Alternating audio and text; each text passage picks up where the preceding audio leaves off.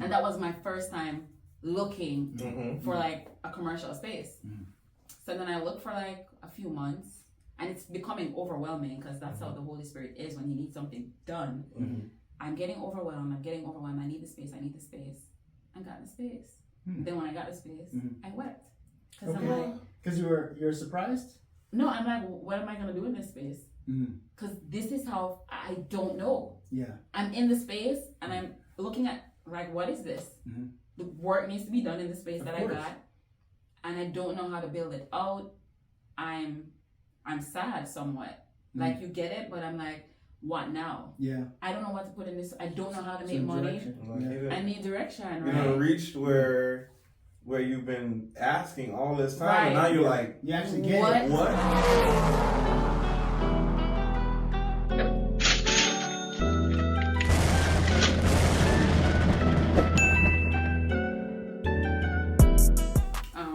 Espresso. Oh, really? Espresso? Okay. Espresso like that? I'm like on steroids. It's crazy when I drink coffee. Really? Oh. Okay. So don't give me that. We won't. Oh, does it help you? It's equivalent to Hennessy. Really? I promise you. if I decide like I want to have a good time, I could say, let me get 2 shots of espresso. Really? That's a good time. I'm telling you. Okay, that's the new place to be there. I mean, I think espresso. I guess it's safer. Yeah, it's safer. Definitely right? safer. It's safer than Hennessy. Hennessy, the brown stuff, right? Yeah. Yeah, I don't do Let me see that. This? Yeah. This is all cool. I'm trying to figure out why it's not just blue pig. You guys actually do an intro or you just talk? No, we just kind of walking into it. Find the vibe. Okay. You know, we're going to do an intro, so don't be surprised. Yeah. It's going to happen somewhere in here. Oh, you eventually say something. Yeah. But, you know, we've come into this space where we started doing, well, we do the interviews, we let the talking happen. Yeah. If the conversation goes far goes. enough, I go, I give Dirk the signal and we go. Yeah. We do intro. Yeah. From there, you know, or most of the time the intro is already, I edit the intro into the video like before. a precursor. Like a precursor so that people can remember to like, comment, and subscribe. We do the intro in that. Got you. Double espresso. Yeah. Double espresso. I'm crazy off that.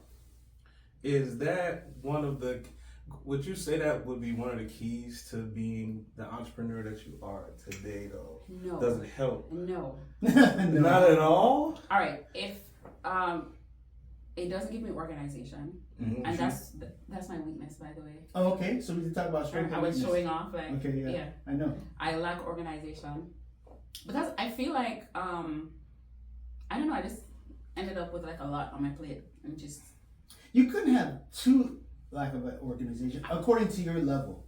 Is what you think in your mindset. Well, some people would think that she's organized, and you know, well, that organization is probably like a scale. Correct. Right, it's a Scale spectrum. 1 to 10. Right. Scale 1 to 10. Where am I? Yeah. I'd say a 4. Really? 1 being low, 10 being the best. I'm like a 4. In terms of what your standard is, if you had to measure it against somebody else's standard. Measuring it against what I would prefer, like the kind of person that I would want to be. Yeah, I'm not organized. Okay. I lack that. I crave it. Actually. Okay. So. Do you have an avatar or a mentor that is your organizational standard that you are looking up to? I went on a podcast and somebody asked me that. Like, if I look up to someone and I don't have a person, I struggled with that. Or the figure? Yeah. The person asked me that question. She's like, oh, so like, who do you admire? I have this concept that plenty times it's like a lot of smoke and mirrors, and if I don't know you next to me, then I just feel like that's genuinely how I feel. It's like you're putting on enough to make It's it a feel facade. like. I heard this girl say one time on a podcast. No, she's a podcast host actually, right? Okay. And she was somebody that I decided that I was going to use her as a mentor. Right. She's doing stuff that I like. She does entertainment and she does coaching and leadership stuff. So I'm like, cool girl. I'm gonna use you as my I want to be like you. I want to be like you. And then she was like, yeah, I wake up in the morning and I check my Square account and and it just sounded superficial. Like she was saying what she needed to say to prove to everyone that she had value. I didn't like it. Yeah, because there was no sincerity in it. No, it just felt like, I'm going to say this. And she's not you anyways. No. She can never be you, right? No. So but she has a team, and I feel like those aspects you can pull from her. Yes. So you can pull the aspects on the aesthetics of what it looks like. Yeah. But internally, you know, the drivers are not your drivers. No. Yeah. And I'm pretty sure it works for a lot of people because she might be making good money. Maybe not as much as she says she is, but that's shady. It is. It is. It gotta be that now and later that you gave me. The sugar that we're talking about. Right? I'm not even shady. What am I doing? Yes. But if I'm being honest about how I see her, I feel like she has a responsibility to present to her audience that she makes big money. Yeah. And that she's organized, and that she's in a position to tell you. Yeah. And she sits in a authority, you know, position. Position, so there are things that she has to do for her brand. Yeah. And I think that's what a lot of people do versus being transparent. Yeah. Transparent. Yeah. That's what I feel. You know, and it could be the surrounding people around her too. It might not only just be, one of the best things to do as a leader is to surround yourself with smart people. True. Than you. Maybe the people around her are organized. True. You know what I'm saying? Maybe she's just good at vetting people. That could be true. She might have a strength in that area. Yeah. But like I said, I feel like, and I've seen it. Like I've seen people say like, yeah, I got this, and when it's time to like write the check. Yeah. Come on. Yeah. That's interesting. That's a lot of the industry. Yeah. It's a lot. And I've learned that. Yeah. And I don't get it because I feel like if I'm taking you on a journey, I'm taking you on a journey. Like I'm showing you like, hey guys, don't do this because that screwed me up. Yeah. Do that. Today, no sales. Tomorrow, big sales. Yeah. Like it's okay to be very transparent with how you're growing. Exactly. Versus saying, listen, this is how I did it and this is how I made 7 figures, you know what I'm saying? It's kind of like I can't do that. And I think that's what a lot of people do. I'm not saying that it don't work. Yeah. Because people say it enough. Enough, it's gonna be there. Yeah. Eventually, because there's Tai Lopez. Tai Lopez for a little while. Who's that? Shout out to Tai Lopez. He's a marketer. Okay. But he started. People were criticizing him because he was saying he had these houses and all the houses were rented. You know what I'm saying? The cars are rented. But at a certain point, he's got to the point where the stuff is actually real now. Because he's made so many connections that whatever he was trying to pretend to be, he actually became. Listen, I can tell you a story right now. Tell me if you want to hear it. Tell me. You want to hear it? You want to hear it? Tell us the story. Okay. When I met my husband, and I tell the story pretty often, I was pretty young. And he was older, and he was like, "You're going to be my wife," and I said, "Ha." Okay? And he kept saying it. Yeah. And he kept saying it, and he's my husband now. Of course, because he knew what he wanted. I mean, he probably... But he was saying it, and he was the only person that wanted it. Like, he wanted... It's not like it was like, oh my God, I love you too.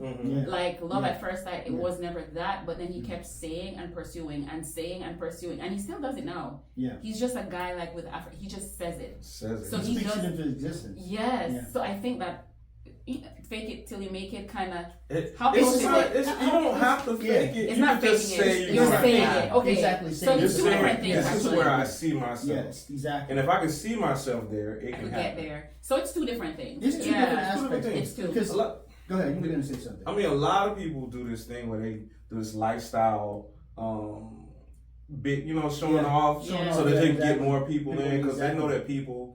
That's what sells. Yeah. Exactly. But if you want that crowd, that's what you do for that crowd. Exactly. There's certain things you're like, if that crowd wants somebody that goes, I got this, I got that. I can't believe it works. There's a it does entire huge, but it doesn't I don't think it makes. It depends. It's almost like this. You can go to a certain level, but your character and integrity will only take you a certain place. To a certain place. So you can go to that level at a certain point, but then if you don't have if you don't have the correct character and integrity to stay there, so then it won't stand. So you do see people out here just basically kind of kind of garnering stuff. Yeah. Or buying like leads or buying like followers or whatever the case would be to get to a certain point. But it only lasts for a period of time depending on your mindset. If you're willing to go further than that. Dirk, I feel like it works. I feel like it takes them to it does to a certain the end. It takes them there, but I feel like the strategy at a certain point is now I need to find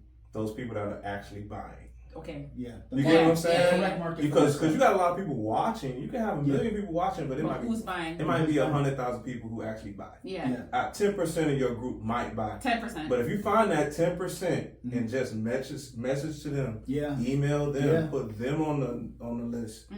Prices go up a little bit.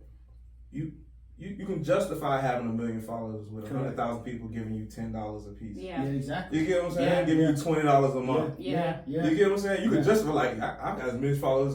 I can have bots all over the place. Yeah. But if I got a army of 200,000 people, who are 100,000 at $10 a month. Yeah.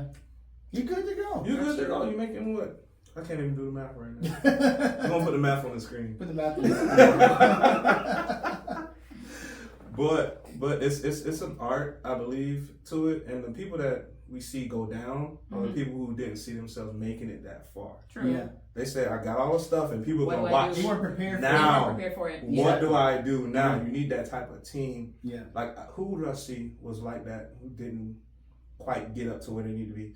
Taraji P. Henderson. Yeah. She was talking about her team. Talking about her team, laying her down after. Yeah. She was talking about that. It's like Cookie should have had this. Yeah, there was no branding. There was no branding for her after all of that started. Yeah. And you got the fan base. Yeah. But nobody built anything for when the fan base comes for something. Exactly. Yeah. Exactly. It's like when we started the podcast, we didn't do any asks. We didn't tell anybody comment, or subscribe. We just doing a podcast, right? The notes and bolts. And as we level up, we go. There's people as mentors that tell us, look, you got to make the ask. Yeah. You have to. It's like it's got to be there, soft, loud, whatever you want to price out, whatever you want to do. Yeah. Make the ask. People like to be asked. At least that much. I agree. You know what I'm saying? They may not like to give. Not everybody. Yeah, exactly. Not if it's not of value. Yeah. You gotta convince them it's valuable. Right. If you don't convince your idea, because basically all it is an idea. You're selling people an idea of who you are, and they can depend on it. If they can't depend on your idea, they're like, I don't know. But if they know your character, then go, you know what? I'm just gonna give you the opportunity because most likely I can get value out of what it is. But you got to convince them that this idea can be monetized and translated into something that's valuable for themselves. And a lot of times it's very hard because a lot of times people are not authentic or they don't have the background for it. And they get to the point where it's almost like us buying from ourselves, right? We want to support black businesses, but then we'll be like, yeah, but you're not here on time. You're not doing this. You're not doing this. And then you'll go to another culture and they'll be chop. And so then you're like, well, I want to support, but then I have these issues now I can't really support because now it's like, you're making me look bad. Yeah. To my other clients. Right. So then I can't operate like that. You know? I get it. Yeah. Yeah. Man, it's a lot going on in this conversation. I like it. I like the way it's going. Right here on the D&D Leveling Up podcast. And if you don't know, now you know. That's right, y'all. We're back again on the D&D Leveling Up podcast. You understand? Dirk is going to introduce this lovely lady here. Dirk. So we have Jodie Mcclean here, which is a serial entrepreneur, also a singer, vocalist, as well as an event planner, and a multifaceted businesswoman, as well as a presenter. She's done several different things in the business world, and I want her to kind of expound on basically what she's done, where she comes from, how she got to the point where she is right now, what are the things she wants to do in the future, and what she's presently working on right now. So you can start with who you are. Okay, who am I? Yes, who are you? Yes. Good question. That's it's so packed, right? So start from the bottom. Start from the bottom and work your way. All right, let's see. Okay, so I think I'll just start with who I am. Yeah. So my name is Jodie Ann Mcclean, formerly Wright. I'm from Kingston, Jamaica. And I always say this because I feel like it's what I'm most proud of. I'm a mother of 5 children. Okay. And let me see if I can remember what Dirk says so I can I'll give you some cues. So so how did I end up here? Correct. I feel like I could start there. Yeah. This weird thing for me, right? When I was younger in school, I knew that I didn't want to do anything that everybody else said that they were gonna do. Okay. Right? Yeah. Yeah. We were in a classroom and they were always like, I want to be a teacher. I want to be a doctor. I remember this girl said she wanted to be an FBI. I promise you, in Kingston, Jamaica. In Kingston, Jamaica, of all places. Of all places. So there were typical things that everybody would say that they want to do. Right.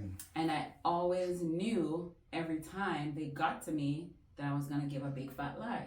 Oh, wow. Right. Like I had prepared. I'm like, okay, well, I'll just say doctor because one, I'm good with bio and science. So I'll just choose that because that's the only thing that piqued interest in me. Did I think I was going to do it? No. But was I going to say it? Yeah. So I prepared to tell the lie every time because it's a part of the classroom activity. And also there was no lenience. Like there was no, it's okay to not know. Yeah, it's okay to not know, but people are not gonna. They're not gonna give you the opportunity. No, absolutely not. Especially at that age, right? That age and Kingston, Jamaica. And there we go. You're gonna talk about context. The culture says that you better pick one, and it better be one of these, right? Nurse, doctor, lawyer, Indian chief, right? You can do all of those things, but when it comes to just being uncertain, that was never a conversation that you were able to have, right? Yeah. But so I prepared the lie all the time. So between, let's say, the 5th grade all the way up to the 12th grade, it would change. Because I'm just, whatever. Right? Don't ask me no nonsense. But I always knew that the idea of going to work, I didn't like it. Yeah. I didn't like it. Yeah. And I wasn't raised in a traditional home. Like, my mom didn't work. And my dad was a supporter, and he wasn't in the house, but he was the supporter. Like, so financially, everything was good and everything was taken care of. So I wasn't used to seeing my mom go to work, but I know that when I saw it, it's nauseating to me. It just, I remember going to school. I would see the people at the bus stop every Monday through Friday. I look out my car. I'm sick. I'm sick. I can't do it. So I knew that, and I also knew that I had this knack for selling. So if you give me something, I'm gonna sell it. I'm still like that now. Don't give me nothing. If you give me something with kind of like, I don't want it, I'm reselling it. Like, I like that today, right? If I go somewhere and something looks affordable and looks like somebody would want it, I'll purchase it right now and I'll sell it. I'll just do it. That's just a salesperson. I'm a salesperson, right? But it has to be, I prefer a product than a service. Oh, okay. I prefer right? Okay, a product than a service. Yeah, I prefer that. So, growing up through high school, knew I was going to work, tried a little clock-in thing here and a little clock-in thing there. I'm like, oh no, this is garbage. I don't want to do it. And then, always knew that I wanted to have the flexibility of doing my own thing. Right? Right. So, this now is spirituality and nothing else, right? This part. I had this urge to start sewing, right? I don't know how to sew. Okay. But there's an urge. There's an urge to sew. There's a story. You gotta tell the story. You gotta tell them more about this I'm like, I want to sew something. Yeah. So my mother had a sewing machine, but she never sewed. She just kind of had it because I guess the matronly thing, like that's women. You just gotta have it. Right. If you gotta know how to put the clothes back together when you come something home. like that, right? Yeah. So she wasn't really into, and she would do like her curtains and stuff, right? So not fashion, right? So I'm like, well, you know what? The urge, whatever. So I get some fabric and I'm like, I'm gonna make a shirt, and then I made the shirt, but I didn't use a pattern or a YouTube tutorial. I just saw what it looks like, and I still have that knowledge right now with clothes. Like if I can see the pieces, I know how to cut it and whatever. So I made the shirt. Okay. With sewing, like I can really help myself, right? So I'm like, okay, so I made the shirt, and then I'm like, I'm gonna try pants. So I made a pants, and it just started to turn into a thing. So then I'm like, ooh, I jumped from there to, I should have a fashion show. Oh, wow. I know. How old were you when this happened? This just happened. Not just. I'm overdoing it. Maybe like, Shiloh was 7 years ago. Oh, okay. So between leaving school and not doing any of the jobs that I said I was going to do, not doctor, lawyer, Indian chief, I took 2 of those jobs, like clocking in. I did like a call center thing for a little bit. And then I did social services for 5-6 years. Oh, okay. Right? Yeah, I did parenting education. So I would sit with like court-ordered mothers that had to go through this program to get their kids back, or just needed parenting education, right? Okay. And that background I only got through training through the job, right? Oh, okay. So I did not go to get formal education. So I went to college for a first year, more nauseousness. So I didn't like formal education. And this is me going because I decided I was going to try that science thing that I said that I was good at. You was going to fake it till you made it. Same fake it till you make it. So I'm like, all right, I guess I'll just do science and education and philosophy and whatever. Didn't like it. It was just not for me, and I knew that. Like I knew this space wasn't for me. So years passing, I kind of having some life in between there. I'm having children, getting married, and figuring stuff out. Some life. That's That's a lot of life. I mean, it's a lot of life. It's a lot of life to balance. It's a lot of life, yeah. Yeah. It's life happening. But then most recently, because we're talking about what got me to here, it was my urge to sew clothes, deciding to sew the clothes, and then deciding I should have a fashion show, very far-fetched. Then deciding I'm going to scout models, then deciding I'm going to do this thing, and I did that thing. And then after I did that thing, I'm like, I like creativity. Yeah. That's what I like. I like things that just kind of flows, and it's just natural, and there are no lines really. You kind of do what you want, how you want it, without hurting people, clearly. Yeah. That's just how I feel in general, like about anything at all. Even my work space, I still feel like it needs to be very fluid. So even when I used to have that job, it was never a structure like clock in 9, leave at 5. It was kind of like you want to start 10 and end at 7, take a break here. I need that. I needed that, right? Yeah. But funneling all of that feeling, it just ended up in sewing, and then clothing, and then models, grouping them together, and then having them wear the clothes. That excites me. Then I'm like, I should get a space. I was saying that without knowing why, because how God deals with me is He makes me say things out of my own mouth so I can hear it. Right? So I get that a lot. Like it's slip of the tongue. Like I'll be talking about something, and then I say, oh yeah, ice cream. And then then I know when it happens, I'm like, okay, that's the Holy Spirit talking to me. So I'm saying I want a space, and I'm like, I don't know why I want a space, because I don't want the space. Get what I mean? I don't even know what it is to have a commercial space in America. I don't know. But I kept saying that. I remember they laugh at me now because my brother always says, "You want a space?" Because I just walk around. I want space. I need a space. Maybe it's like subconscious. I need space. I need a space. I just kept saying it over and over, and then one day, specifically one day, I was driving, and my husband's like, I don't know what we were talking about. He's like, you want a new car? And then I said, yeah. And he's like, okay, let's go to Honda. So then we're going to Honda. And then I said, oh, wait. No, I don't want the car. I want the space. So then I said, give me the space. He didn't get me the space. Long story short, he didn't get me the space. He didn't get me the space, but then it urged me to start looking, because I said, I did get the car. Oh, okay. Yeah. So that's that feeling that you got to go like, I want this. Yes. Now I've decided. Yes. Yeah. Like someone gave me a space not a space, but someone gave me an opportunity to say, I'll trade this for this. Right. That's how much. Because that's how much I want it. Without knowing why. Without knowing why you want it. Yeah. Because that would have been ridiculous, because I would have just taken the car, because I need the car. It's a bunch of kids. And Exactly. We need the pilot. You need a space. We need a space for the car. The space that I need is the car. Yeah. But I said it to him that day, and then he said, okay, well, we'll just stop over this place and we'll look. And that was my first time looking for like a commercial space.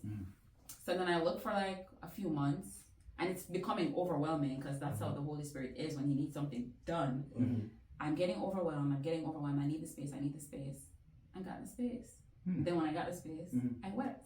Because I'm like, because you're surprised? No, I'm like, what am I going to do in this space? Because this is how I don't know. Yeah. I'm in the space, and I'm looking at, like, what is this? The work needs to be done in the space that I got, and I don't know how to build it out. I'm sad somewhat. Like, you get it, but I'm like, what now? Yeah. I don't know what to put in this. I don't know how to make money. I need direction, right? You reached where you've been asking all this time, and now you're like, you actually get what do I do here? That type of guidance is crazy. Yes. When you get those type of like, go do this, right? From nothing, from heaven, right? From heaven, like, with go nothing, do this, yeah. And people be like, man, what are you talking about? You shouldn't do that. I'm like, look, I'm telling you, I sat. Yeah. Mine came from I saw my father in nursing home, and I go visit him, and one night I went to go visit him, and the person that stays in the room next to him, long story short, was like, I weep every night for your father. Wow. Because my dad is a young dude, but he's in a nursing home. He can't, 2 strokes. Okay. The multiple stroke thing, disabled, pick tube in his stomach to feed him, and all that horrible stuff. And I walk back to the elevator to leave, and I'm like, I start crying in the elevator, and I'm like, God, what do you need me to do to get him out of here? Yeah, I don't want his days to be his last days to be here. Exactly. Like I want him back home. Yeah, I don't have the capacity to bring him back home because there's so much going on. So I'm just like, Lord, what do you need me to do? And it's clear as day says go back. And I had recently told my group that I wasn't going to be in the group anymore. And God was like, go back. I was like, I don't want to do that. It took me about 2 weeks after actually just hearing it. You can't ignore it. You can't, because you hear it. Yeah. Clear as day. Yeah. I've had one other experience like that, and that was with a relationship. God was like, she ain't for you. Get out of there. Get out of there. Yeah. And he was like, get out of there. I don't care how much you like them. I cried when I said goodbye to this girl. Oh my God. I mean, I'm telling you, I only knew it for a hot second, but it was like, you're unequally yoked. Yeah. Like I knew, right. my left brain said, my left brain put the 2 and 2 together and said, this isn't it. Yeah. My heart was like, oh, this is somebody you like. Yeah. And then God was like, one day I was out back to church, and God was like, what you fussing with yourself for? Right, you know this. You know. You accepted. Yeah. And when you come to that realization and then you go and do it, it's like, God, what you want me? What am I supposed to do with this now? Right. Yeah. I'm like, and everything that comes with it, it gave me a sort of kind of a peace though, because I know exactly why. Yeah. He said, or you ended up. You get what I'm saying? Why I ended up where I ended up? Because now I'm like, okay, I don't have to wonder in my head or do the math as to why I'm here. I don't have to go. Yeah. I'm here because it's gonna make this certain type of money, or it's gonna help me with this, or it's gonna help me with that. And if that stuff starts lacking, I don't have to go. Well, it's lacking. Let me jump out. God said, I put you here. Yeah. Do what I need you to do. Yeah. There's gonna be some things that are gonna just not add up, but I add up to all of it. Listen. So be there. Yeah. Be where I put you. And I'm just like, man, this is like maybe you're probably like the second person in my entire life to just go, God just says it. And you have to be like, okay, all right. Yeah. Let's take the ride. I get those things. I get them pretty frequent. It's pretty frequent. Very clear instructions, very much. Go do it. It'll look crazy. It's gonna look crazy. And everybody else thinks I'm crazy. Because when I signed that lease, they thought I was crazy. Of course. Yeah, they were like, I remember my dad, he's like, my dad is my cheerleader. He's like, yeah, do it. Everything. My dad will say, yeah, that's not done. Just do it. Yeah. With your eyes closed. Always. He's always saying that. And he said, why, Jodie, right now? I'm not think safe for taking money there right now. Not do that. He said, no. I remember that. Really? Wow. He said, I was driving right there on commercial, going to sign the lease, and called them for the call them for it. So definitely gave me a no. Wow. He gave me the extreme opposite, and I still proceeded. it's crazy how God would take that cornerstone that you think is your rock. Yeah. And and show you that ain't where's him. your source? That's not your source. You Exactly. think that's your source. You think that's what boosted you. Yeah, up to we get think you this that far? a lot. Yeah. And like I woke him up. To tell you that. Right. As a matter of fact, you're gonna get the no from the person that you think that you think is your that's your resource. You know, that's your source. We always, you know what I realized? We always want to get the packet that God places the thing in with the bow and we need this. the intro. We need it like certain we need ways. the intro. We need the appendix. Yes. We need the bio. I need everything. That's what we want. That's what we want. Yeah. And it's not about what we want No. all the time. And he's not going to do it in the way, because he'll do, you know, it's interesting. God will do things for me, but not in the fashion in which he did it in. I was like, I don't really like you, God. You brought me here, but I wish you could have brought me here this way. Yeah, I say that to someone. You know? Hey, bring me this. I'm done. I think I'm over that now, though. Yeah. Me, no. I have enough maturity. Like God has done it enough times. So I've had this experience enough now where I'm like, I can just trust you and be done. What? Like I'm so whatever. Like I feel like I'm okay with losing. I hate when I say stuff like this and then say, I'm like, all right, girl. All right, girl. Like, then God goes, have you seen my child? Have you considered my child? Yeah. I'm like, no, don't try it. But I'm at the place now where I am okay. Yeah. I'm okay with losing as much as I'm okay with winning. That's how I feel. My genuine feelings, I'm like, I'm not tied. I was never that kind of person. Like everybody always rags on me because of that. Like I don't hold material things or relationships because I just know that God will have you stripped and will have you packed. Like he'll do that to you. You think you got it all settled to the side. You don't put your savings in your savings. Yeah. I'm telling you, last year I took a hit. When I say I took a hit, like I took a clean out. Right? Look crazy. I'm like, God, what is this? How am I gonna get this back? Because we need this back. You know? I'm like, I know you took it, but that's cool. I also know, right, that because Jehovah Jireh, you about to give me this back, right? Yeah, right. He can take like in the next, he can't give it back. And then you give God time, like in the next 6 months, 3 months, 6, right? Come on, I can handle that. Yeah, right. But I'm gonna need it back, God. Eventually. I need it back. I already see, like you know, like I already see even that. Like I can testify, like last year this time to this time, like I see how God moves every time. So it gives me enough fire and the notion that I don't need to stress about nothing. I don't. Like I genuinely feel like whatever you're up to, I'm up to. I've learned that. But you're in a different space too, because you're not in the mindset of like thinking, because I already have my own business. So I know what it's like to just deposit checks when people give you money and it's gone. And it's gone, or put it in your bank account, or see all the profits and loss go to a certain way. But also the fact of being able to be independent of a 9 to 5. There's nothing unbeatable. It is nothing and then also please tell me about this. It's unbeatable. Yeah, it is. There's nothing great. Well, I should also include, right, that when I sat in the space and I cried, that it maybe like 30 days from that, my business was booming. And when I say it did so good. It did so good. Not 90 days. Like say I moved in, let's say I moved in the September. By the January, double bookings. Book twice on the same day. Book. By the way, I ended up doing events. But it just happened. I didn't know that I was gonna do events. I don't know how to put a tablecloth on a table and a centerpiece and balloons. I don't know anything about that. But then that's how I've been making money for the past 4 years. You know what I'm saying? Yeah. So me just going into a space and just said, we want the space. Yeah. That's it. That's all I had. Yeah. That's all I had. And actually the blessing of me getting where I got with the business was me giving an opportunity. My cousin was like, hey, I want to have a party.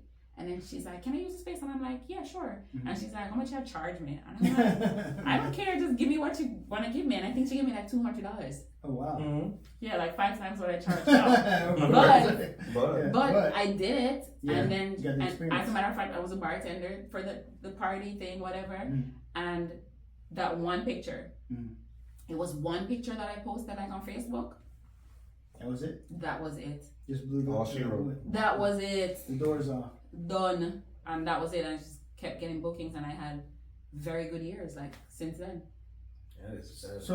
So tell me about because in business, we just talked about this before, you can have lean years, and you also can have like fat years. Yeah. So, and we talked about the fact that some people are not as transparent in those lean years. The lean years, yeah. And there's different qualities to businesses. There's ups and downs. So you got to be able to save or have buffers for those times. Yes. So what are the highs and lows you had to deal with in business?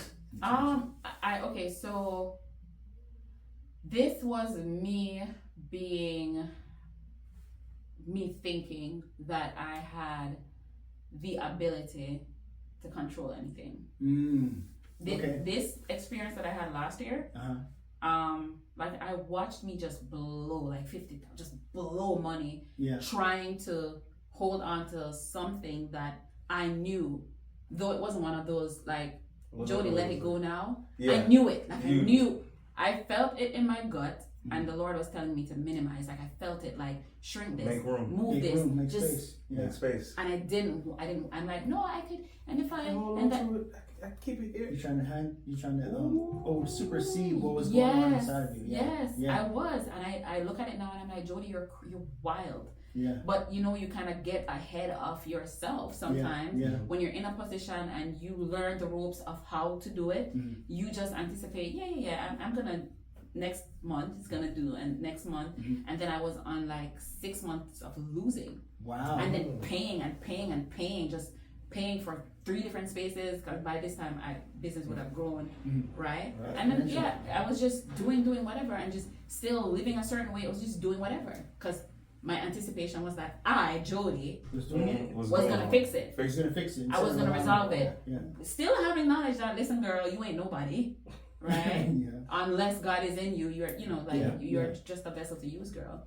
But the rhythm that I'd gotten into about working and the ethics and how and the know-how and to put 1 and 2 together, I felt like I had that. So if I got that, it should work. Actually, it should work based on what you're doing. Not paying attention to so you're not hearing when I'm telling you to go, like it's time to go. Yeah. You know what I mean? Like just like when I told you it was time to get in, it's time to get out. Time to get out. And I didn't want to take it. I did not want to take that. Because you're used to it's almost like used to the system. Routine. Yeah. The system has already been in place, but God doesn't allow you. I recognize with God sometimes. Yes. He won't allow you to rely on a system. No. After the system is done what it is supposed to do, then he's like, it's time to leave. It's me. Yeah. Then it's like he's waiting on you, yes, so he can put you someplace else, because now the ravine has dried up, yes, and you got to go someplace else. And what happens for us, I think, is we get so tied to traditional things that make us feel comfortable in our comfort zone. And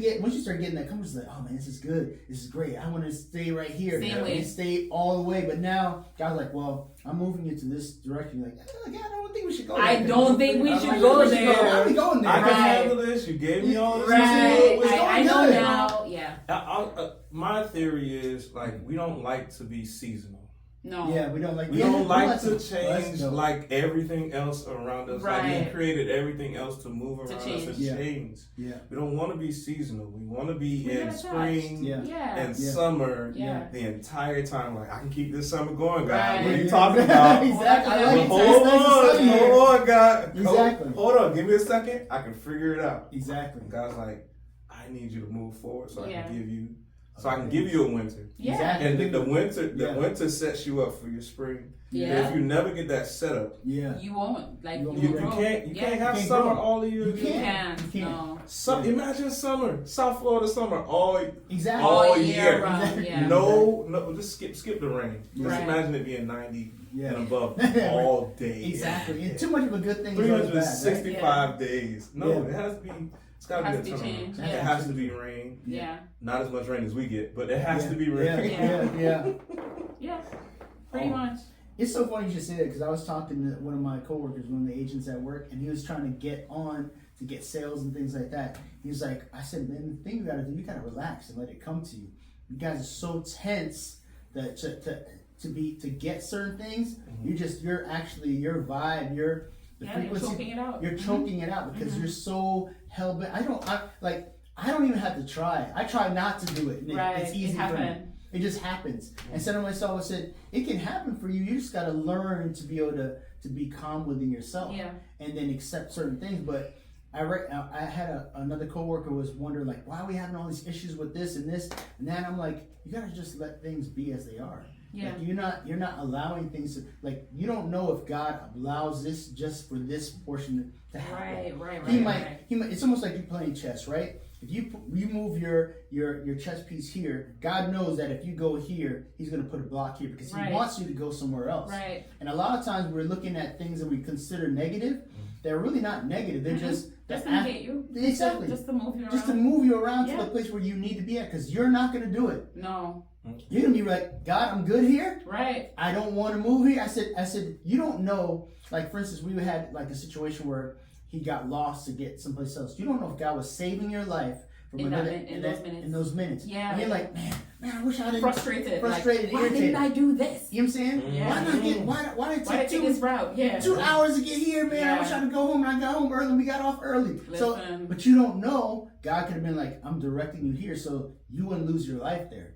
And so then you have to just accept those things for what they are. And be like, okay, whatever God desires to do, I'm going to allow Him to do it. And if it seems like it might be bad to you, but you don't know the dynamics behind it. True. You know, because the Bible talks about the fact that the things that are unseen are greater than the things that are seen. Mm-hmm. You might be thinking, oh, it's this, but God's like, no, it's that. But you need to realize that. Absolutely.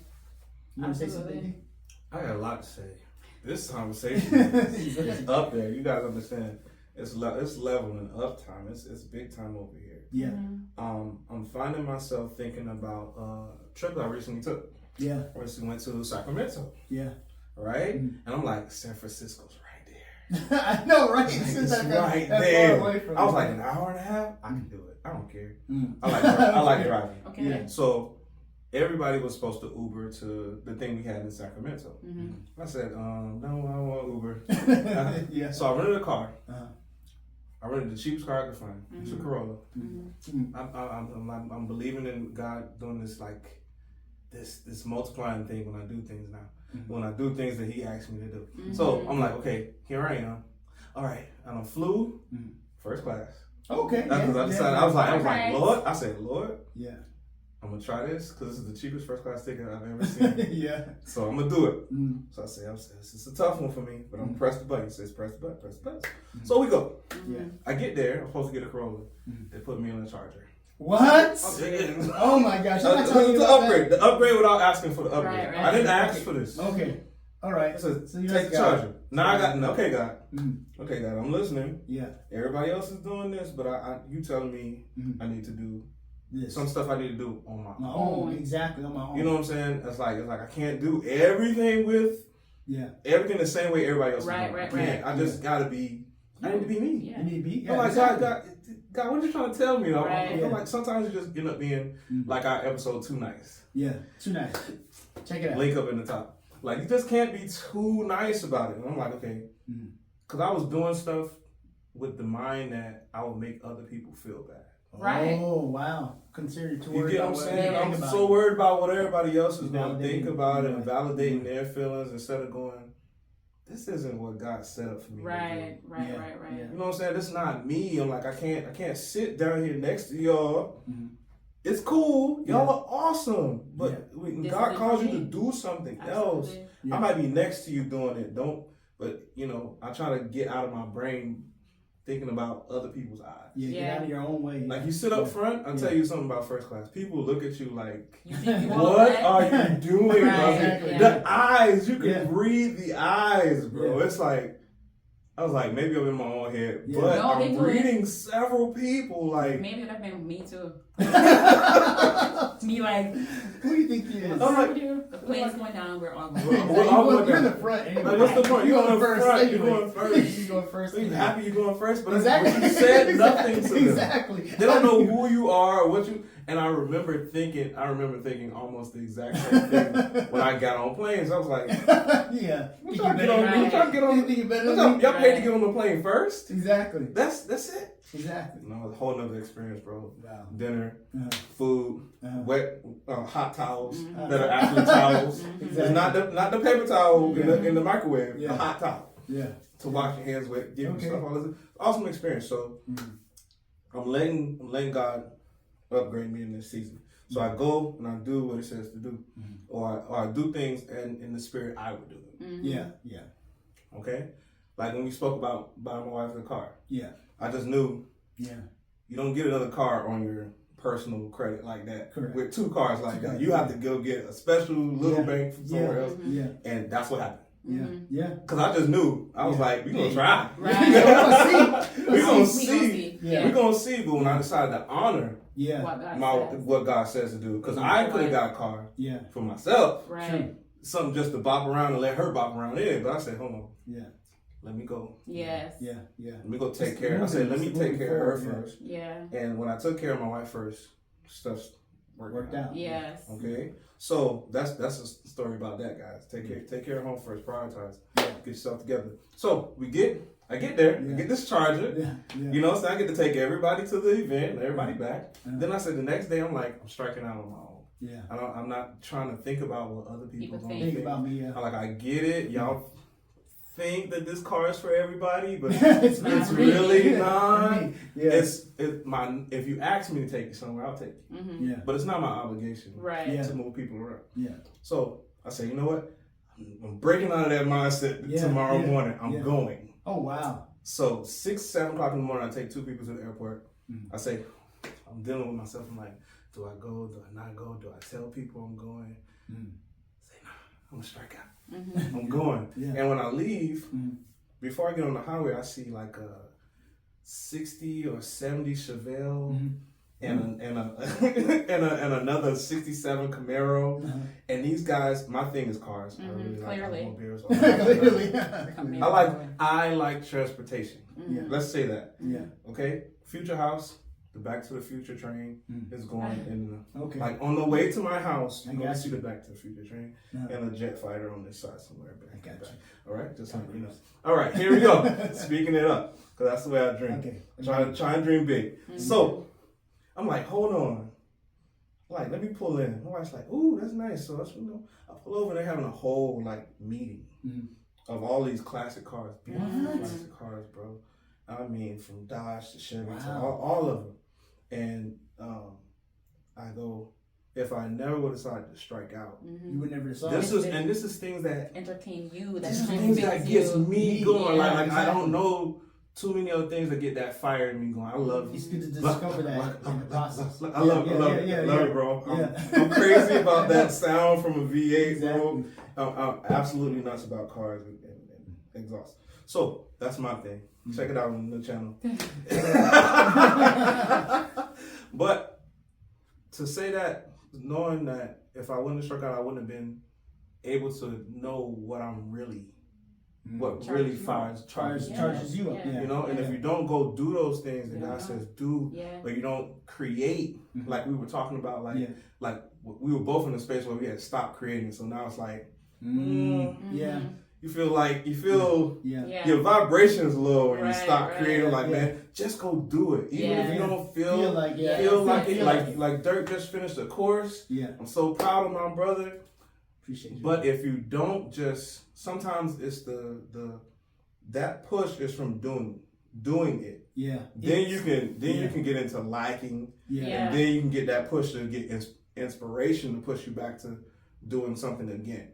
But you have to sometimes do it first. You can't wait for people to come, situations to come. You'll be waiting forever. You'll be waiting forever for all the things to come into place. Because for yourself, in the time that you had the space, like you didn't have any reference point. No. So luckily you just kept doing things and they happened to end up getting to the point where you needed to get. Even with the course, I was like, this is overwhelming. I don't even want to do this anymore. And I found another strategy how to figure it out through AI and other aspects, and I was able to put the course together. And I was like, in the beginning, I was like, I don't want to do this. I don't want to do this. It's too hard. You don't get any of it without saying, I'm going to do it and then doing something about it. Yeah, exactly. You know what I'm saying? Yeah. The inspiration sometimes just comes on that end. Yeah, That's true. And that's for, I think that's going to be for a lot of people. That's going to be for most people. Yeah. Like the inspiration comes after you start doing. Yeah, exactly. Yeah. It Stop does. Because waiting. before It it's does. fear and like a little bit of paralysis. Like Yeah, you kind is. of feel stuck. But if you Paralysis get mobilized, analysis. right, and you can like start, then Then you can get going. Yeah. You're absolutely right, because to be honest with you, when I first started, I was doing the chapters, right? And I was like, this is exhausting. I don't know if I really want, can I get through this thing? When is this going to be done? Mm-hmm. And then God gave me an idea how to get it organized. Once I got a clue of how to organize it and got it there where it was formulated in my mind where I know exactly where I want to go, then I was like, okay, I'm done. Yeah. Now you're getting this dopamine hit Exactly. because you're like, oh, okay, okay, here it is. Exactly. I found something, Exactly. and I can put some more into it. I can put stuff. That's what I'm coming to with my practice. I'm like, okay, God, you gave me this talent. Mm-hmm. I said I wanted to use it. Mm-hmm. Now I'm getting kind of because I'm not creating. I'm not using it. So it's like, okay. Like, I don't know if I want it. I mean, like, you're sitting at that point at your low, like, you're like, I don't know if I want it anymore because I'm like, I don't know if I'm going to use it. Like, I asked you to help me keep it. But now I don't know if I'm going to use it anymore. I'm like, God, I don't know. I don't want to let you down or myself. But I'm feeling that type of way. And it just, I was like, hold on. I know what to do. Do. Yeah, just do. You just got to go practice. And if you really find it disgusting to do, you'll find it. You'll find it. You'll stop. Somebody told me this one time, if it doesn't lead you to it, if it's not it's going to lead you to it. Ooh. You know, because I like it. I know, One more time. He said, and this is a really good guy, you should have him on here. I'm going to refer him. What's his name? His name is Malcolm Hawkins. Really, like, good guy, very knowledgeable about the Bible. Like, his theory is, he's really a good guy. Has a clothing brand and does lots of video editing. I don't think he does that so much now because he's like a parent of 2 kids now. Okay. But we were talking, just talking, and he said, if it's not it, it's going to lead you to it. Ooh. And it's so true. Yeah. Because like me having this one thing now, it's not my final destination. I'm sure there's going to be like another iterations. Yeah. Evolving. There's a season where you're coming around again. Yeah. If I look at how much I've evolved, I'm sure if you do the same thing, if you look at how many things, maybe not as much as me or other people, but I find that very, very often it's just like a change. Like it's growth. It's actually, this doesn't suit me anymore. I want to try this. And you just kind of like, you know what I mean? Yeah. And that's a good thing because it leads you to it. Have you start seeing yourself in the future like, okay, this is the type of person I want to become? And then start walking toward that? Or you just like, I'm just allowing... I allow. The Spirit of God just to lead me to where I happen to be here. What I'm going to do in 5 years. Yeah. I'm definitely doing that.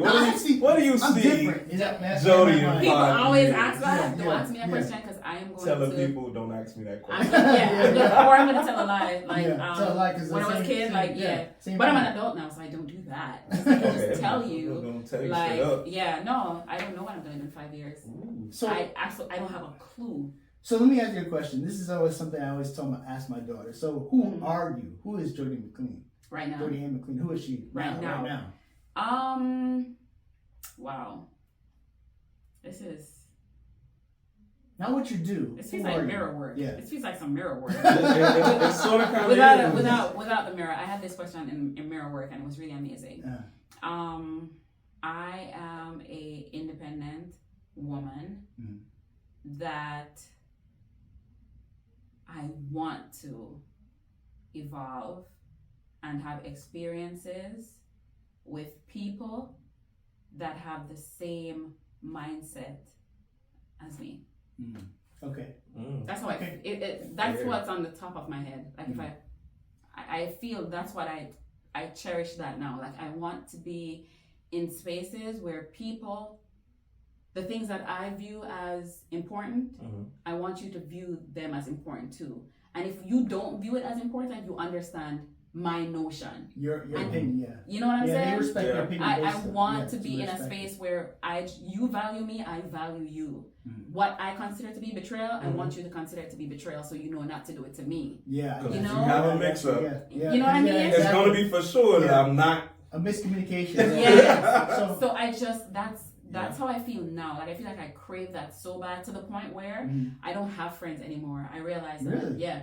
I don't have friends anymore. And it wasn't intentional. Like I didn't decide like I'm gonna cut people off. I just found myself in a space where I'm by myself and finding out what is it, like who do you want to be connected to?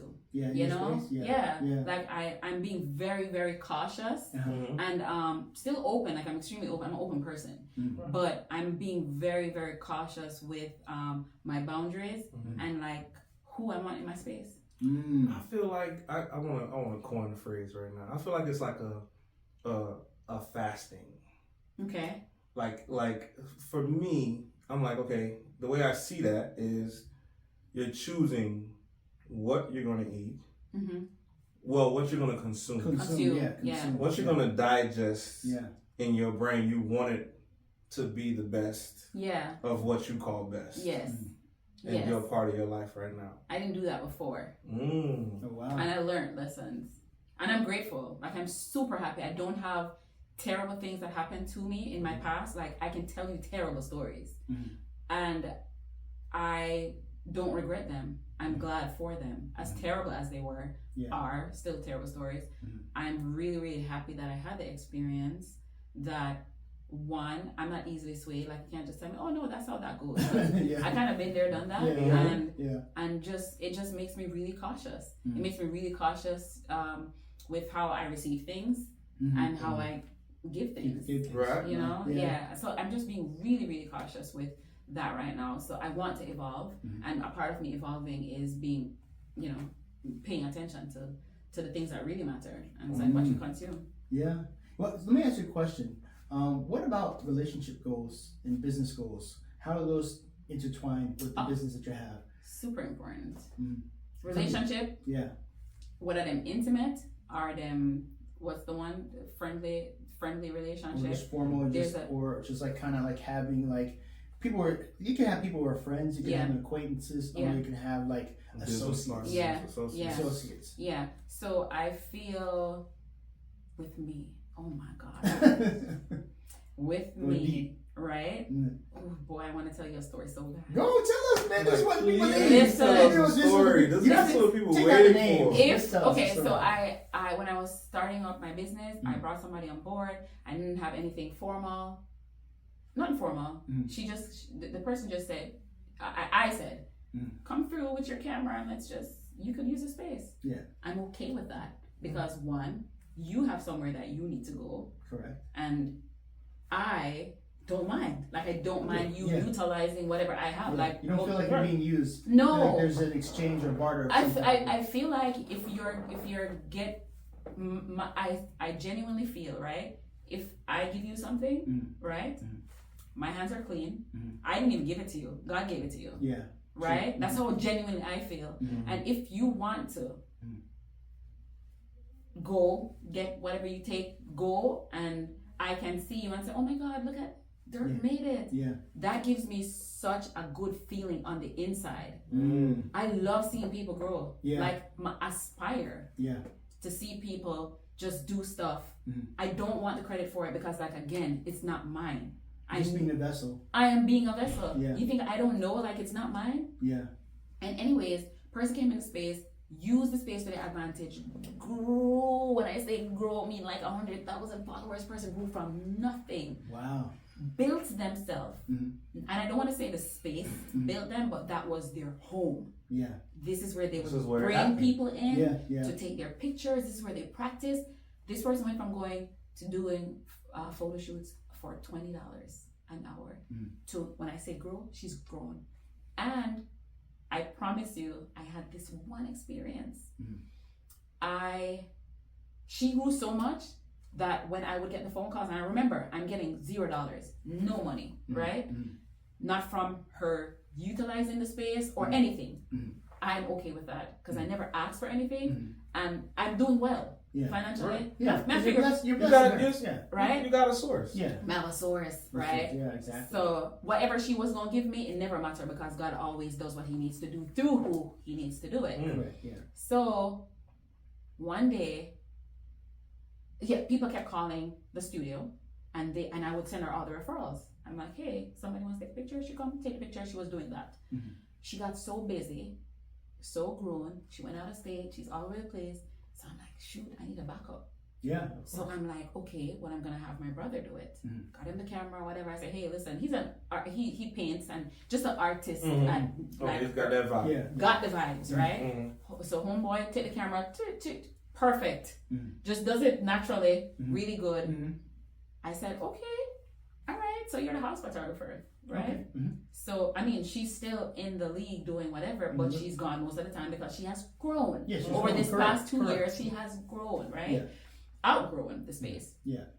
And then I made the mistake of using a photograph that she took in the space, and I did like a collage using one of her pictures and one of my brother's pictures. He didn't have that many photo shoots yet, so he had just like one, the first Right. one. Mm-hmm. So I'm like, okay, well, I'm gonna do this for you, for you, right? For the studio. I didn't even think about it. I'm like, I have a house photographer now that I can depend on because he's here. Correct. Like, this is for the business. It's for the business. Yeah. This isn't. It was never mine. It was, like I would Yeah. a lot. I know I do the events, so the money's for the events. That's how I eat. But for the photography and stuff, like whatever. The photographer. People asking for it. Yeah. I want to supply. I just want to supply. Thank you I very just much. want to be. I I want to didn't fill the want- gap. Yeah. I didn't want to say, well, we don't have a photographer here Say today. somebody. Yeah. That is literally what my Yeah, thing That's was, running right? away business, right? Yeah, that's not. Yeah, Do exactly. you know that this girl pulled up on me and said, I'm not gonna lie, I feel some type of way about you using my picture for the flyer. Wow. A flyer? After you did all A that flyer? stuff, right? Stuff must have been slowing down. But you know what? It's almost like, okay. It's almost, you know what? You feel me you know on what it? it- Something it might be slowing down, or this is the thing. We talk about these things where it's supposed to happen that way. It's supposed to happen It's that supposed way. to happen that way. Yeah. Because to be honest with you, because I had relationships that I thought would never ever get to an end Or and get nasty. or get nasty at a point. And I was like, whoa, that I never could have projected that. Right. I never saw that coming, God. Like that, and that actually had a relationship that was connected to some other things, other events. Wow. That person was connected to those things. And I was like, dang, so it means I'm not going to do those events with anymore with that person. And I was like, but I didn't do anything wrong, God. I was actually It's trying supposed to to help. happen. I was actually helping the individual. So, and I was like, was I being too nice? You know what I'm saying? I think Yeah. with the dissolving of relationships, right? Mm-hmm. God is super intentional about timing. Yeah, And you can't progress with seeds that are bad around you, like you can't. yeah. So I just knew, and I see now, like I see everything, and I'm like, she just couldn't be here. Yeah, of course. She could never be here. And imagine that intention that was inside of her, like what was in her heart. Yeah. Like Yeah. my heart, I'm like, Enough for her to Yeah. come to you. come to me, because I think she should have You could've drank that like called- soup. Exactly. You She could've- should you could've just swallow that. smashed- Just swallow it Swallow that down. down and think, being That- grateful That for all the girl. things. See but you know the thing is, like you said before, we always project in our minds what we What we think expect from what we people. Exactly. Which goes back to why I said I am evolving, and Yeah. with my evolution, I want to make sure Mm. that the people that I eat bread with, Yeah. we eat bread. Yeah. And it's not like there's no vibes, there's no animosity, because how could you ever feel Exactly. that me, Yeah, would I- do that to you. I would never, this is somebody that if she needs rent, and she says, hey, I'm off, can you help? I need Yeah. gas. Of course. Hey. That Yeah. That- Yeah. that Yeah. hurts. So That that's does so hurt, yeah. so in the moment, Mm. I'm like, okay, God. Mm. All right, well, I thank you. Yeah. First of all, now I know. Yeah. Because there could have been so Clarity. many other things that she might have felt a little Yeah. way about, Yeah. that she eventually told me, like, she felt like she put a lot into the studio. She said that. Yeah. She said, because I had multiple rooms and whatever, but there was a photo studio, and she said, I spent a lot of my money in the studio, and I just feel like, like things were going not as great as I wanted. And I'm like, wait. And then I said, you spent a lot of money? And then she said, yeah, because I had gotten my stimulus check. And I remember the stimulus check was probably it's like $600 or $1,400. Yeah, something like that. Yeah.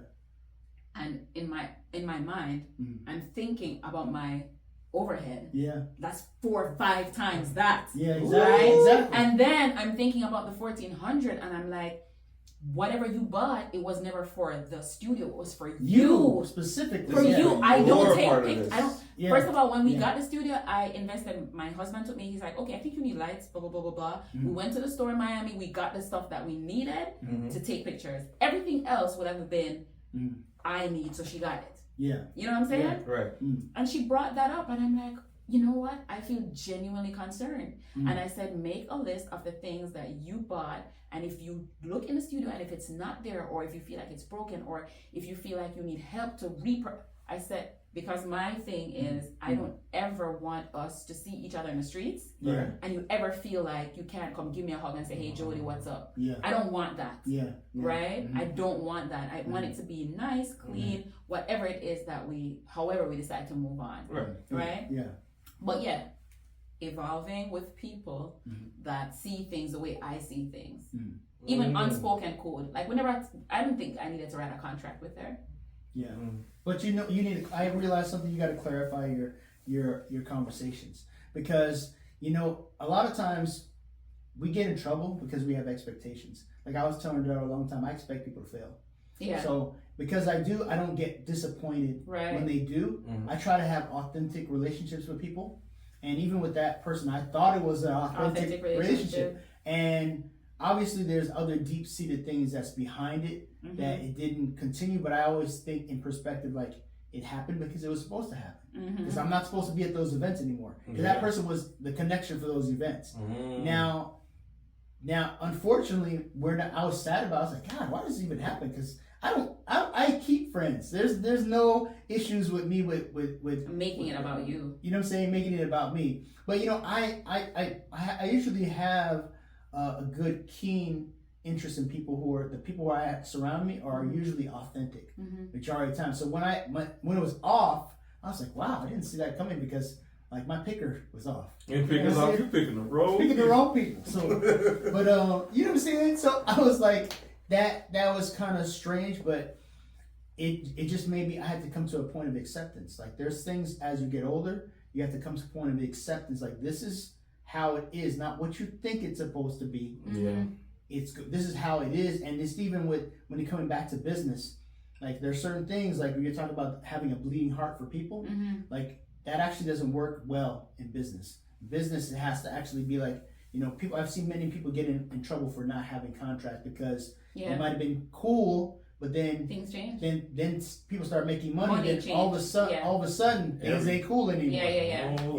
And I feel like that's what it was. She saw that I was figuring things out while she was gone, because girls on West Coast, she all over the place now, right? And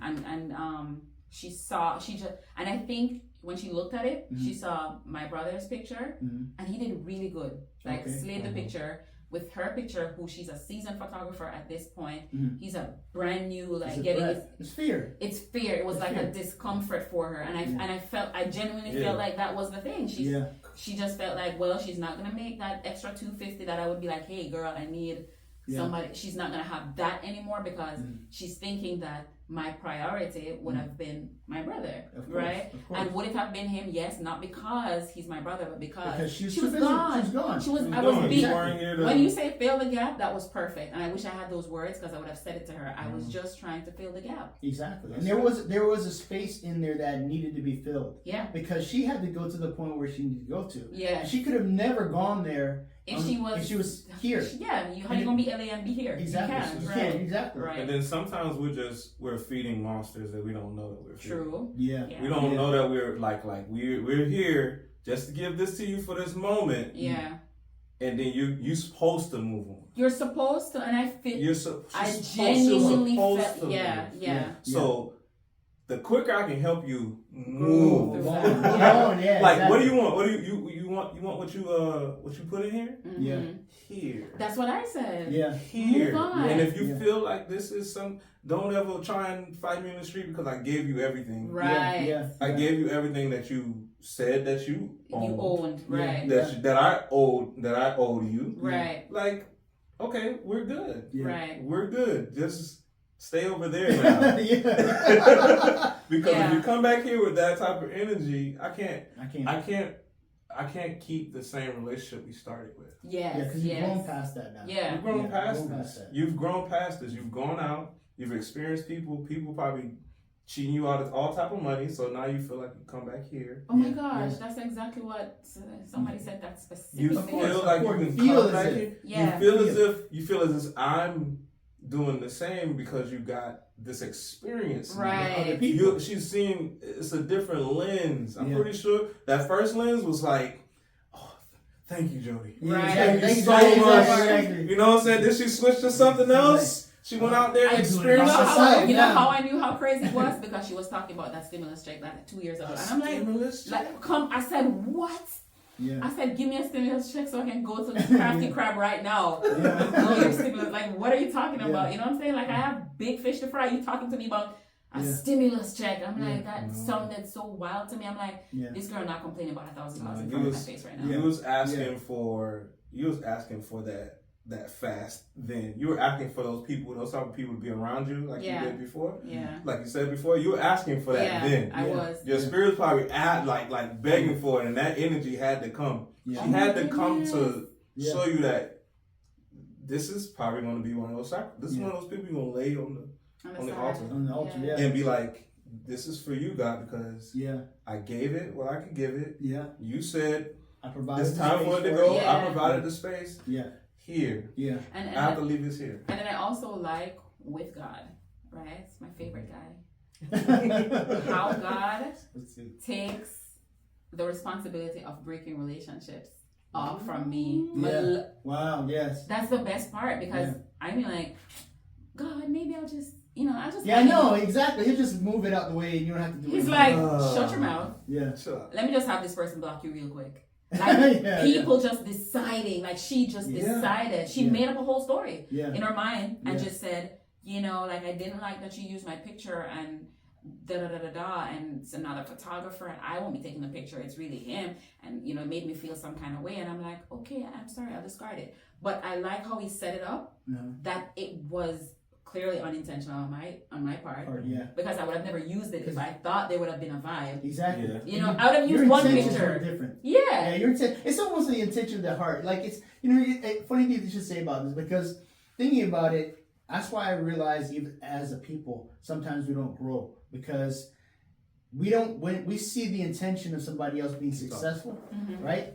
And then we don't see that it's not for us to be jealous of their success. Of their success. And then even if we saw them at a certain level or they see themselves, see themselves small in their own eyes, and then they start getting to the point where they start seeing themselves big in their own eyes. It's almost like the transitions, right? You have people seeing themselves small. She first started off seeing herself small. Right? Got up to the point where she starts saying, you know what, I'm doing things, I'm getting there. Then after a period of time, the arrogance starts kicking in. That was arrogance. What? She didn't do anything for me. She actually didn't do nothing for me. Exactly. I could have done this anywhere else. Exactly. With somebody. I could have done this on my own. Exactly. I think she also, in her departure, she said, like I spoke to her about business and whatever and, just stuff. We had a good conversation. And then she said, and I just wanted to be honest and tell you that I think I'm going to start my own studio. And I said, you're supposed to do that. You're supposed to do that. Yeah. I said, you are supposed to get your own studio. Remember Brandon?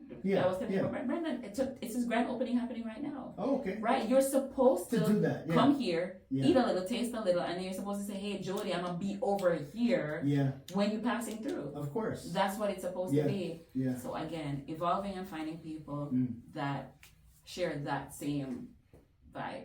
So you don't call people friends anymore, or you have friends, or you don't call them friends anymore? I don't call them friends anymore. Do you call them acquaintances or associates? Associates. Is it because, now, friend in your definition is a person you can be intimate with and be able to be transparent without them using the information that you have between each other against you? Is it because you're worried about guarding your heart? Because, initially, your friends should have the same mindset that you have. And also be able to recognize that if I do say something that is intimate, that it's not going to be used as a weapon back. Personally, let me tell you about that part. I couldn't care less What? Okay. Is that a built up? I have my tolerance Yeah. for what people would say about me. Oh, I don't Dirk. Yeah. Wrong girl. It's gone. I don't care. I never cared. Like you. So you never ever cared. Dirk, I never cared. This is not something that I've developed. I never cared what you thought about me and what you would say about me when I turn my back. I don't care. Wow. I really don't care. You can't hurt my feelings. Yeah. Yeah. Yeah. I have trouble with that. In my That's personal funny. relationship, like with my husband, I have trouble with that because he would try to show me something, or let's say we're having a conversation about like a debate on Instagram, man, woman, whatever, and he would try to use something to kind of like give me a little thing. I'm like, sir, not gonna work. Yeah. I don't care what you want to say about me. I have a fairly good understanding of who I am. Flaws and all. Like I know me. Yeah. And if I tell you something and you go back outside. You seem very comfortable in your skin. That's one thing I notice about you is that you're very comfortable in your skin. Even if things are going on outside of you that look disarray, you don't look like you're being razzled or disheveled by it. Maybe on the inside. On the inside, yeah, but not so much. I'm coasting. And I'm not concerned with anything that I share with you that you decide you want to tell somebody else. Because I'm pretty open and I'm okay with saying just about anything that's my business. Yeah, because not somebody else's business, but mine. So you're ready to defend it at any point, so it doesn't matter. I did say that. Yeah, I did say that. Remember the time when I said I did say that? So you can't pin me to the cross with something that I said. And I don't gossip. I don't gossip. And if I told you, Dirk, you shouldn't have done it that way, then that's just what I said. Even if I'm talking about me and where it was at. It was nothing more to it. No, because it's not malicious. Like I'm just telling you the truth. This is how I feel, and this is how I handle stuff. And you can say, I guess, not having to worry about a 9-to-5 perspective probably helps a little bit too, or being a free-spirited mind to like I can function in a space where I don't have to be limited to what society norms are. That. And even when I was in a working environment, I'm not bothered with those people. I'm in and out of there. And my desk was like a place that people would stop to tell me everything about their whole lives. And I'd listen and I'd give my input. But that's just it. I'm not judging you. I feel like we all go through stuff. We all have mishaps and mess ups. It doesn't make me better than you or you better than me. And that's a thing too. I don't view anybody as better than me. Nor do I think that I'm better. No, like we're all on one level playing field, and it's just that some of us are more nasty than some. How did you get to the point where you felt who gave you the confidence? The parents give you the confidence, or it's just something you already had as you were a child? Yeah, I was born that way. I was born this way. It's true, it's possible though. I was born no, I was genuinely born this way, and then my dad definitely, I got his traits. Like that man can't tell nothing. So your father is like you in this matter? He's a lot like me. Yeah, a lot like me in the sense of the ball keeps going. It just keeps going, and your emotions are emotions, and you deal with them, and you deal with them openly. Right? So you do something to me, I don't like that. You tell it openly. Yeah.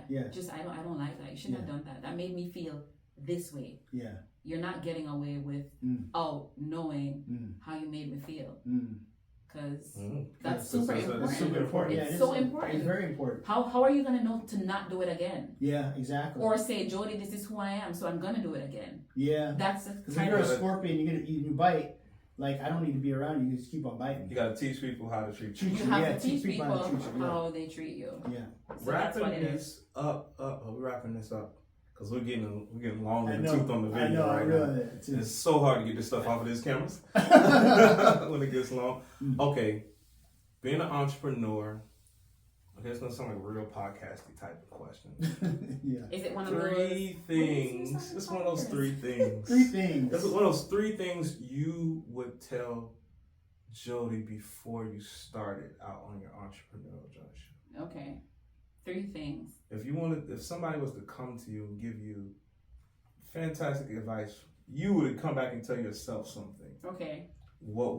Give me 1 or 2 or 3 things. All right, I'll see if I can pull up 3, but I know number 1 for me is the art of pivoting. Okay. Super, super important. Yeah. Okay, so you went in there to sell t-shirts, but put some bracelets in there too.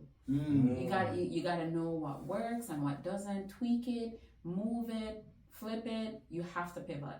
I feel like that has made me like a lot of money pivoting, like deciding to, hey, I'm gonna add this to that works for me a lot, and I think everybody should pivot. Contracts. I hate to say it.